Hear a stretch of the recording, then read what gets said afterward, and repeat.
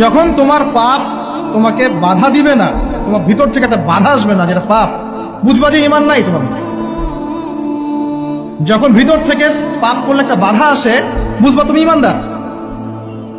মানে পাপ করলে যদি বাধা আসে ভিতর থেকে যে না আমি একটা খারাপ কাজ করছি, আল্লাহর কাছে আমাকে তওবা করতে হবে, ইস্তেগফার করতে হবে, তখন বুঝবেন যে আপনার ভিতর ঈমান আছে। এই জন্য আল্লাহ পাক আপনার মনের মধ্যে এই চিন্তা নিয়ে আসছেন। আলহামদুলিল্লাহ।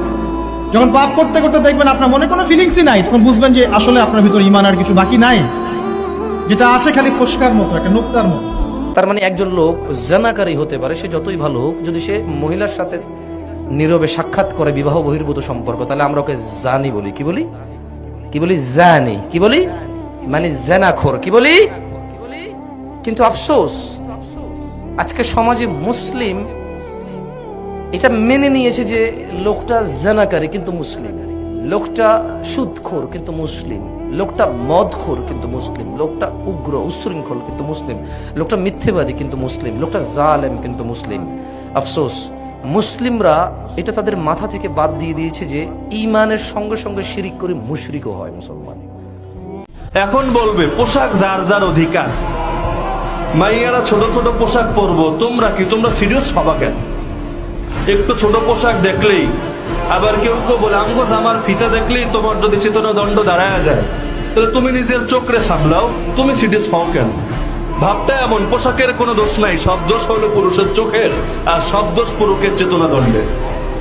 যেটাকে অন্য ভাষায় বা অন্য উদাহরণ দিয়ে বলতে হবে, গোবরের মধ্যে কোনো গন্ধ নাই, হাগুর মধ্যে কোনো গন্ধ নাই, সব গন্ধ আপনার নাকে। আপনি বললেন এই এখানে গোবর পড়ে আছে, কি লাগে, পরিষ্কার কর, গন্ধ লাগে। এ বলবে আরে গোবরে গন্ধ থাকবে কেন, গোবর স্বাধীন, সে তার স্বাধীনতা ভোগ করছে, আপনি এখানে নাক গলানোর কে? আপনার নাকরে সামলান। বলে কিনা এরকম? একই টাইপের উদাহরণ এবং একই টাইপের দলিল দিবে। আমরা ছোট ছোট পোশাক পরছি, কি হয়েছে, তোমরা টাকাও কিনলে, নজরের হেফাজত রেখো। কেউ কেউ আরো অ্যাডভান্স কোরআনের আয়াত শুনে যায় যে সূরা নূরে আছে, আরবি তো বলতে পারে না, বাংলাটা বইলা দেয়, মুমিনদেরকে বলে দেন তারা যেন দৃষ্টিরে নামায় রাখে আর নিজেদের ডান্ডারে হেফাজত করে। বলে না এটা? আয়াতটা শুনে দিবে, তো নিজে ঠিক হয়ে যাও তুমি, আমাদেরকে নিয়ে চিন্তা করার দরকার কি? তাহলে খুব স্বাধীন না যে পোশাকের ব্যাপারে কোনো আপত্তি করতে পারবেন না, গ্রামে গঞ্জে মফস্বল এলাকায় যে পোশাক ইচ্ছা সে পোশাক পরে যাবে। এমনকি হাইকোর্ট থেকে পর্যন্ত এটা নিয়ে মন্তব্য করলো যে নরসিংদীর ঘটনায় যেই নারীকে জড়িয়ে পুরো মামলাটা দাঁড় করানো হয়েছে এবং একটা 60 বছরের বয়স্কা মহিলারে 2 মাস জেল খাটানো হয়েছে, এটা ঠিক হয় না, এটা ভুল হয়েছে। এই যুগের শ্রেষ্ঠ যুবক সে যে বলতে পারবে মুখ ফুলিয়ে, বাবা মা আপনাদের যাকে মন চাই বিয়ে করান, আমি রাজি। ঠিক কিনা বলেন না? আমি মনে করি সে সমাজের শ্রেষ্ঠ যুবক বর্তমান সময়ে, যে তার বাবা মাকে এখতিয়ার দিতে পেরেছে, এই বাবা মাকে তাদের স্বাধীন ইচ্ছা দিতে পেরেছে যে আপনাদের যাকে মন চায় আপনি শাদী করাতে পারেন, আপনাদের কথা মতো আমি প্রস্তুত আছি। আমি বিশ্বাস করি ওই সংসারে সারা জীবন বাবা মার দোয়া থাকে। ইফতারির আগে যে দোয়া, ওইটা আল্লাহ ফিরায় না। ইফতারি করার আগ মুহূর্তে আমরা যে পেঁয়াজু, আলুর চপ, বেগুনি, এগুলো খান আপনারা? রুয়াবজার শরবত খান নাকি? এই যে সাজায় রাখা হয় ডিজাইন করে, এইগুলো রেখে যখন দোয়া করেন, এই দোয়াটা আল্লাহ শুনে খুব। আল্লাহ বলে কিরে ফেরেশতারা, ঘটনা কি, এত খাবার কেন? আল্লাহ রোজা রাখছে, কি চায়? আল্লাহ ক্ষমা চায়। তো খায় না যে তৃষ্ণার, তো আল্লাহ আপনার ভয়, আমারা দেখছে না, আল্লাহ আপনারা দেখে নাই, জান্নাত দেখে নাই, আমার জাহান্নাম দেখেছে আল্লাহ কিন্তু জানে, তারপরে ফেরেশতাদের মুখ থেকে বের করা হবে। সুবহানাল্লাহ পড়েন। আমার জাহান্নাম দেখেছি কিনা বলো? ফেরেশতারা বলে না, জাহান্নাম দেখে নাই। আমার জান্নাত দেখেছে কিনা বলো? জান্নাতও দেখে নাই, কিছুই দেখে নাই, আপনারও দেখে নাই। আল্লাহ এবার খুশি হয়ে যাবে। আমার খুশির জন্য আমার ভয়ে তৃষ্ণার্ত ক্ষুধার্ত সামনে খাবার হাত বাড়ালেই খেতে পারে, গ্লাসটা তুললেই পান করতে পারে, আমার ভয়ে খায় না, আমার ক্ষমা চায়, আমার কাছে ক্ষমা প্রার্থনা করে। এখন আমার বান্দা যা দোয়া করবে, বান্দার সব দোয়া আমি কবুল করে নেব। ভাইয়ের স্ত্রীকে ভাবি না ডেকে বড় আপু ডাকাটাই সবচেয়ে উত্তম। এই জিনিসটা বুঝবেন, আমি কেন বলছি আপনারা একটু পরে বুঝবেন। ভাইয়ের স্ত্রীকে ভাবি না ডেকে বড় আপু ডাকা স্বামীর ভাইকে দেবর না ডেকে ভাইয়া বলে ডাকা, এটাই সবচাইতে উত্তম বর্তমানে। কারণ এই পর্যন্ত কোন ভাইয়ের হাতে বোনের ইজ্জত লুণ্ঠন হয় নাই।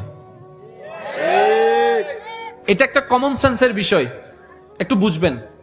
আপনি যখন মাথায় বসাই নিবেন এটা আমার বোন, শয়তান আর এখানে দুষ্টামি করার কোনো সুযোগ। বোনে যখন বসাই নিবে এটা তো আমার ভাই, ওই দুষ্টামি করার কোনো সুযোগ, কারণ সম্পর্ক হয় পরে, দুষ্টামি শুরু হয় আগে। আর প্রত্যেকটা কিছুর মাঝখানে শয়তানের ইন্ধন থাকে।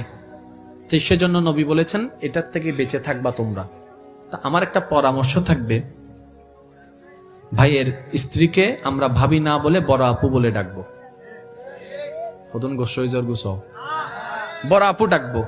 আর আমার ভাবি যারা আছেন, ভাইয়ের বউ যারা আছেন, ওনারা আমাদেরকে ভাইয়া বলে ডাকবেন, বড় ভাইয়া, ছোট ভাইয়া। তাহলে এই সম্পর্কটার মধ্যে একটা পবিত্র ভাব চলে আসবে। আরেকটা অনুরোধ করব, মানলে পারলে রাখবেন, সন্তানদের মধ্যে একজন থাকুক, দুইজন থাকুক, ভাইয়ের ছেলে থাকুক, বোনের ছেলে থাকুক, মেয়ে থাকুক, যারা থাকুক, এদের মধ্যে কথা বলা বলে শুরু করবেন আপনি দিয়ে। কি দিয়ে? আপনাদের কাছে, অনেকের কাছে এটা অড মনে হতে পারে, কিন্তু এটা ফিউচারে কাজে দিবে। আমার মেয়ে, আল্লাহ আমাকে 3টা মেয়ে দান করেছেন। আমার ভাই মুফতি সাইফুল ইসলাম বাড়িকে আল্লাহ একটা রাজপুত্র দান করেছেন।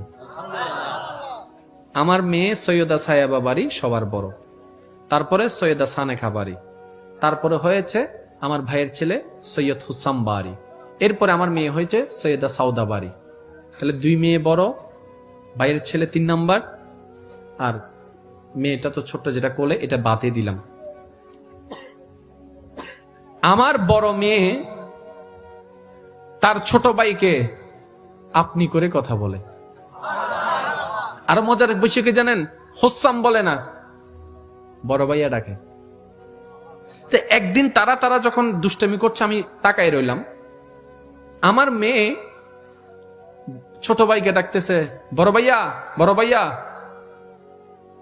দেখি ও দৌড়াই আসছে, বয়সে ছোট কিন্তু ডাকালাম বড় ভাইয়া, বয়সে ছোট ডাকছে আপু। বড়জন মেজজনকে মেজ আপু ডাকে, মেজজন বড়জনকে বড় আপু ডাকে। এটা আজকে বুঝবেন না, যখন সম্পত্তির জন্য বড় হয়ে যাবে, 2-4টা সংসারে কথা চলে আসবে, ওই অভদ্রতা সম্পর্ক নষ্ট আর হবে না। কেন? যখন কারো জন্য মাথায় সম্মানবোধ শব্দ বসে যায়, তার সাথে আমরা বেয়াদবিও করতে পারি না, ঝগড়াও করতে পারি না, সম্পর্কটা সুন্দর হয়ে গেছে।